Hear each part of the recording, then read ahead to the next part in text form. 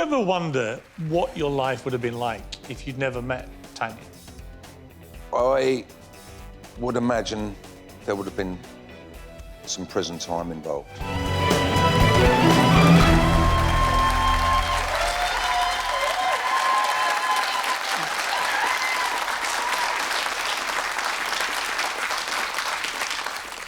It's been 10 years, Vinnie, since you last sat in that seat. You're the first ever repeat guest because your life's been so different.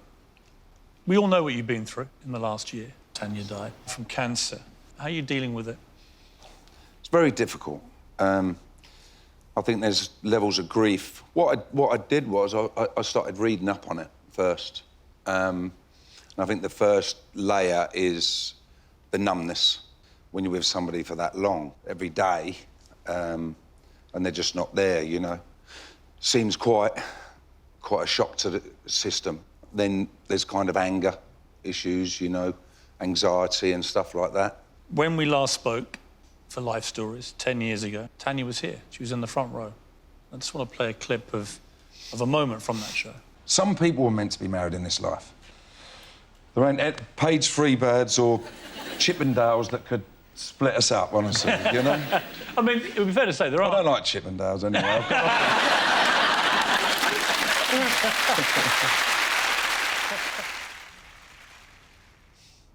Before that even came up, you were getting emotional there. Is it still just unbearable almost to see her?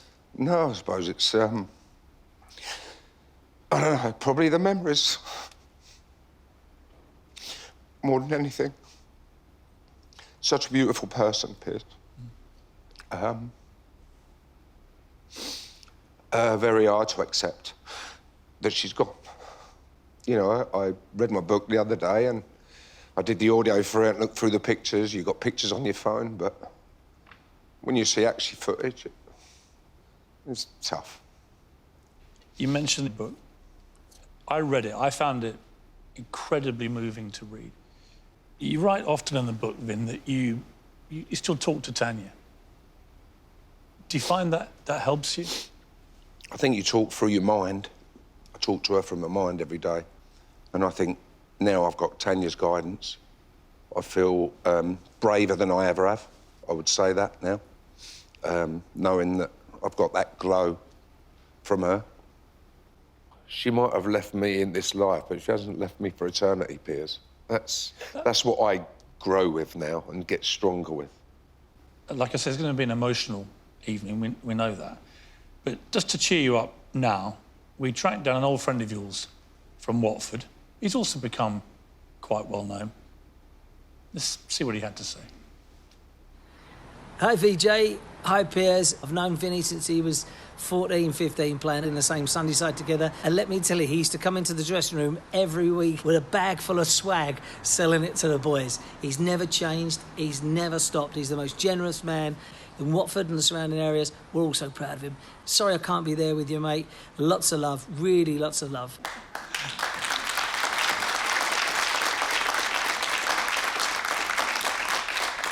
What was in the swag bags that you used to arrive with? Well, I used to have a lot of T-shirts and stuff like that and try and knock them out. And then I had a few TVs and then I went through a period of toasters. And then my worst one ever, I think, was Christmas time. And I bought about 150 of these nest of tables. Remember the little mahogany nest of tables? But the fella that I bought them off didn't tell me that there was one leg missing in each box. But I just loved the crack. I just loved the bartering. Can't help myself. How important have friends been to you in the last year since Tanya died? I had thousands of text messages the week of Tanya leaving us. You then end up cocooning in your smaller group. You've had that warmth of caring, you know, a meal on the table. In a lot of ways, Piers, I've gone back to my childhood a little bit. I'm spending all my time in Sussex now, where I've got a few more of my friends are animals, badgers or foxes or whatever it is, you know, nurturing them, sparrows or whatever, you know, it's... Yes, people are seeing that side of me now, but that side's always been there, Piers. Yeah, of course. That's the private side that this little girl fell in love with, you know, but we all put on, and I'm sure you do, we do have a public face and we have a public persona, but I'm kind of retiring it. When you see the video of your wedding and you hear your friends talking about your marriage and about the love, the unconditional love, what does that make you feel after all that's happened?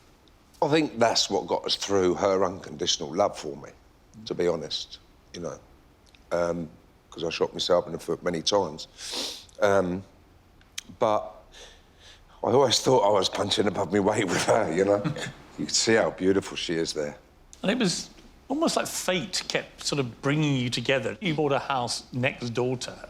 I brought the bachelor pad and I looked out the front window, jumped up, look out the front window.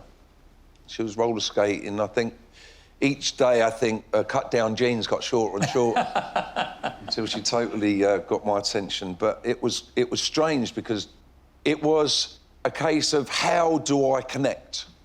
I used to drink in a pub in Hemel called The Venture, and I think I got enough courage up one night to go home early, knocked on the door. She was like, oh. And she called me Vincent in them days, you know. Vincent, oh.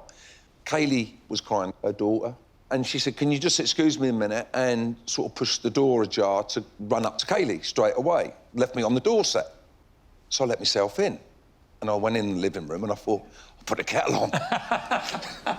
She come walking in and she was horrified that I'm sitting there with a big grin and a cup of tea. I thought, it's going to go one way or the other, innit? I'm going to get slung out on my ear or we're going to start chatting. She said, you cheeky bugger. And we sat there talking and talking, and the sun came up till 6, 7 o'clock in the morning. I remember as I was leaving, I kind of went for a little cheeky peck and got me marching orders. Got me marching orders, yeah. And Did you feel like then, even early on, this is true love? It sunk in pretty quick, yeah. I always knew I was very lucky having this beautiful person inside and out. Do you ever wonder what your life would have been like if you'd never met Tanya? I would imagine there would have been some prison time involved. When you were 7 years old, your parents called the police on you. Yes. But that was a situation, and... Well, it was a situation where you'd stolen your dad's money. Well, I was 7 years old. And used it to buy a lot of sweets for your mates. Yeah, I'd taken the money. I didn't steal it, was the truth. Were you planning to give it back? Not at that point, no. Because you had actually spent it. I mean, my first moment of glory in my life was buying a box of Chewits for my mates. Imagine at 7 years old having enough money to buy a box of Chewits, the whole box. The fact you came back home and there's all these police there, how did you feel in that moment? Well, it was the shame, and it was the guilt. And I knew at 7 years old I shouldn't have done it. I've always known, Piers, even from 7 till now, right from wrong. We make our own decisions, and we've got to stand by that. I would imagine a pivotal moment for you was you were 14 when your mother left home.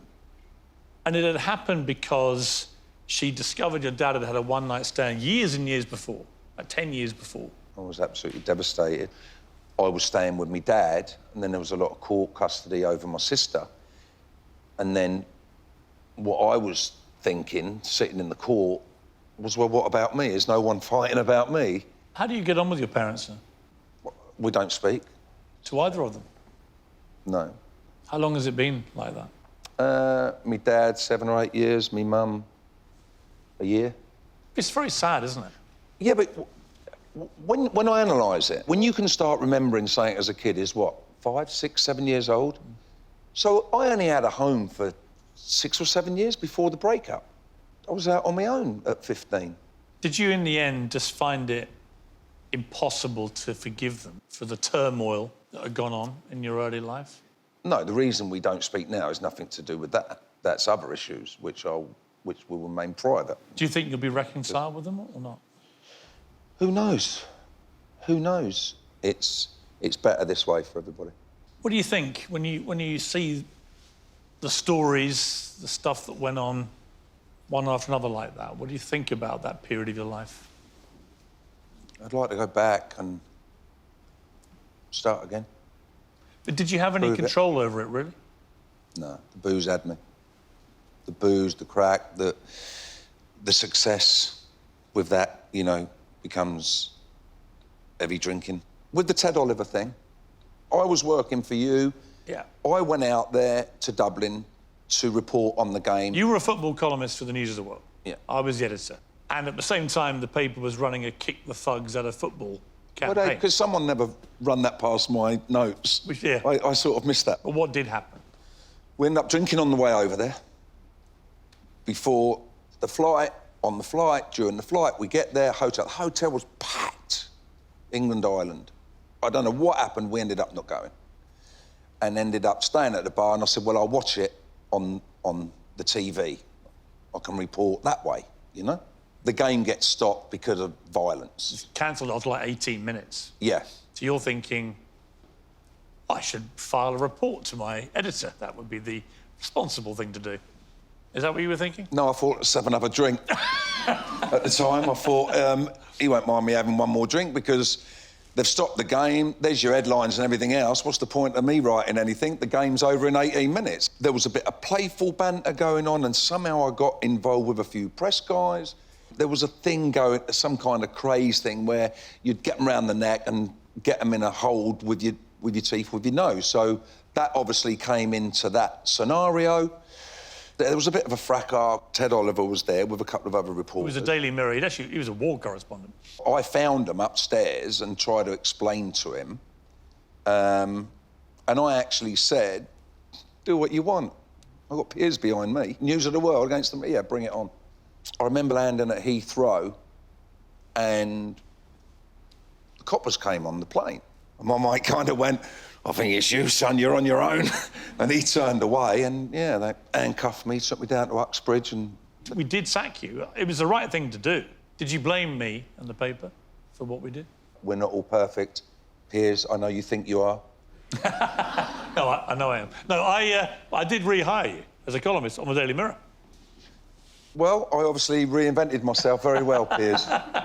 Other things followed, the Dakota brawl, which, had you been found guilty, you probably would have ended any Hollywood career. You'd have not been allowed back into the country. Yeah, it'd all been over. I'd probably have a little carpet shop in Hemel Hempstead. Right. And you might have been very happy, who knows. But when you gave up alcohol, did you think you'd be able to sustain it? Because you've not had a drink for how long now? It'll be 8 years in April. So... I mean, that again was a huge change in your life, wasn't it? To give up alcohol. Yeah, I mean, I think it all goes part and parcel with, you know, whether you're in the army or you football, you're with a gang of lads. You know, you start looking back on everything and start analysing it better. Get somebody to talk to. You know, I had a great guy in LA who helped me with the drinking. Do you miss alcohol? No. Because the ultimate test, I would think, would have been after Tanya died, where that kind of grief... That was a lot of people's question. That just made me stronger, Piers. I let her down enough over 27 years. I ain't going to do it, you know, with her guiding me now anyway. Do you feel proud of yourself for 8 years? Because you should. I feel that I'm in a great position to help other blokes. I feel I'm in a great position to talk about alcoholism and grief. I'm not in a position professionally to talk about it. I'm talking about life stories. You can't take it back. Yes, I'd like to reel some of them things back. You know, the air raids, the bar fight, the neighbour and all them. You know, I can apologise until the day they put me in the ground. It's not gonna change anything, but I can help and change other people now. I think you should be proud of yourself. Thank you.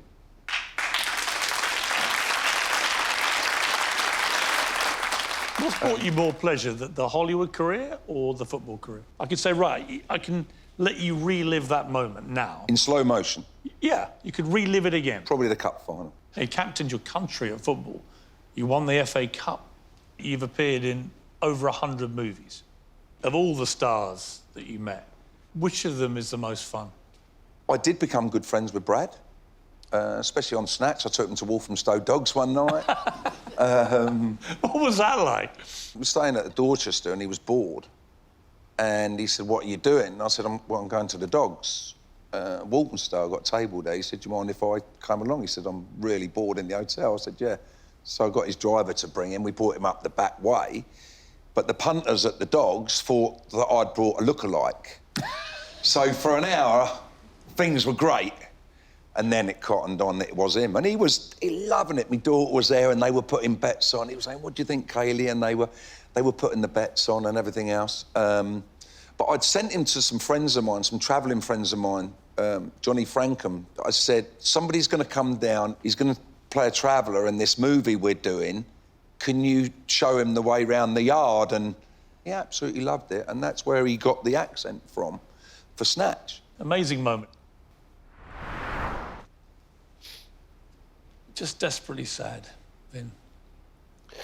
Everybody that met her loved her so much, you know. Well, she was an extraordinary life force. I had the pleasure of meeting her many times, but what I always felt was that she completely got you in a way that maybe nobody else ever completely got you. She got you good, bad and ugly. We went to the Dubai World Cup. She was in really, really bad pain. I said, as soon as we get back, we're going to go and get it checked. And we didn't know the tumour was in there. That would have been the first time I thought we were in a battle. In a battle that we ultimately was impossible to win. When it was the moment when you had to finally acknowledge you might lose her. They said to us, maybe days, maybe weeks, maybe months. You could tell it wasn't, but I mean, I was on my knees howling anyway. And you find yourself going to Forest Lawn Cemetery making arrangements before she'd passed was astoundingly terrifying. You can never... You think you're in a horror dream, you know? That's the only way to describe it. That final day, Vinnie, did you know really that day that would be the last day you would spend with her? No, because we had many long... It was a long week, long days, days after day where she was sleeping for a lot of time, you know? And Kaylee called me and said, "Come quick." And that was about half an hour before she left. And I just said to the nurse, "Can you give her some more? We had a nurse there, full-time. And I said, "Just give her some more morphine." I couldn't stand the pain.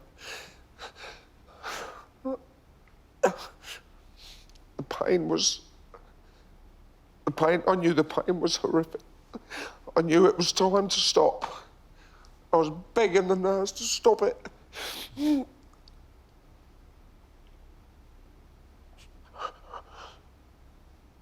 they stop it with more morphine.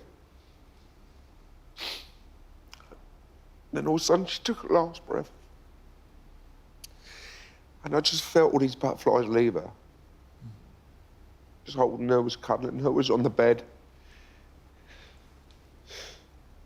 You're not in real time. I said, you cannot, you just don't know where you are, you don't know this is happening. I just felt these butterflies, Tinkerbell just, that she was free, painless. What's the thing you miss most about Tanya in your life now? Obviously everything, but is it something in particular? Just the trampoline of being there for me. You know, yeah, I was... I'd let her down so many times, but she'd catch me. Catching a falling star, you know? She never once, Piers, would not put her arms out and catch me.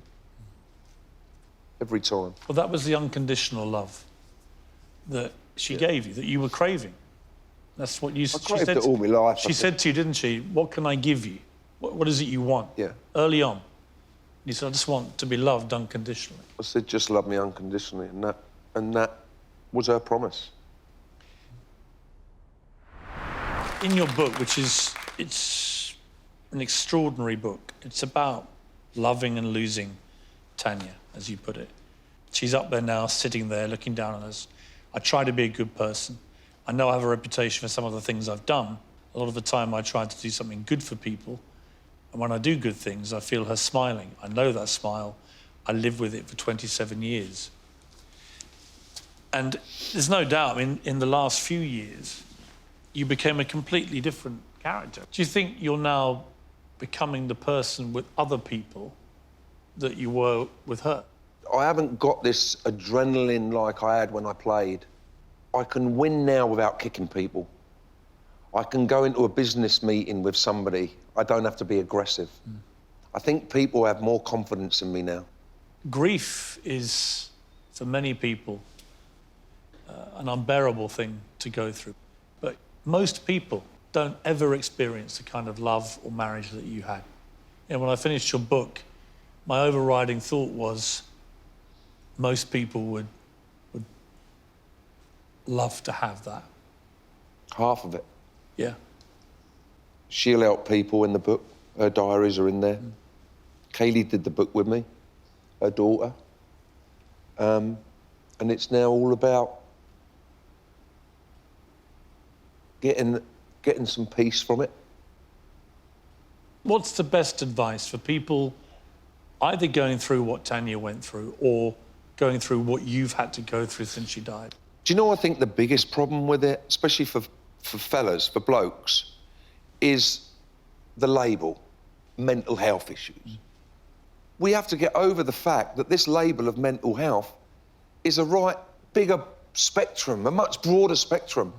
It's, well, mental health is a big umbrella, and under that there's a pocket of grief of losing somebody. There's divorces, there's breakups, there's accidents.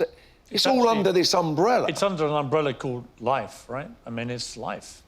We all go through this stuff at some stage. But I don't think, especially British people, look upon getting help the same way. They think they're lying down on the couch with a shrink. It's not. I do all mine on Zoom. And I tell you what, when I finish, I feel like I could just float away. And you just feel, you're so tired. It's just something leaves you for that hour. And then you have that week to think about it, and then you go back to them. Or you have, you have a 2 or 3 days. And it's to help you understand it. But when you walk around, what are people like with you? They're so warm, they're so loving, they're so understanding. They're giving me that responsibility. So I kind of feel the team captain again in a little way. She's told everybody for 27 years that what kind of fella I am, and I think people are starting to see that slowly. I think we are, aren't we?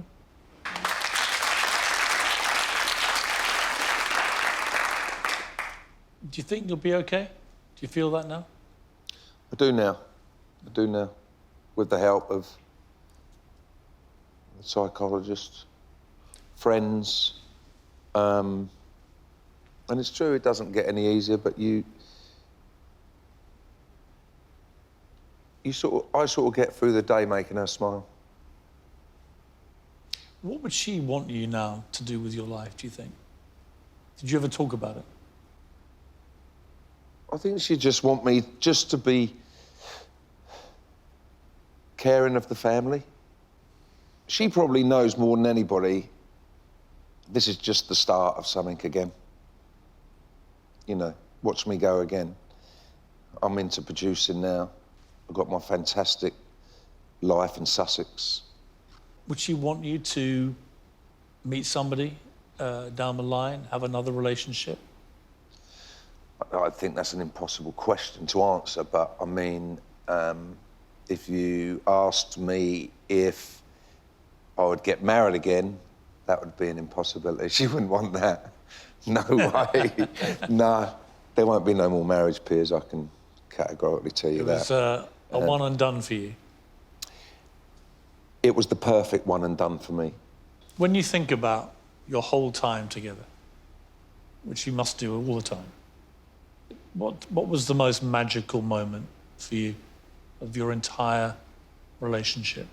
That's an hard question. We built a big house in Tring, and the air raids thing happened, and everything dried up. And I had to do something quick, not to lose the house, so I rented it. And she came in one night, she just put her arms round my neck,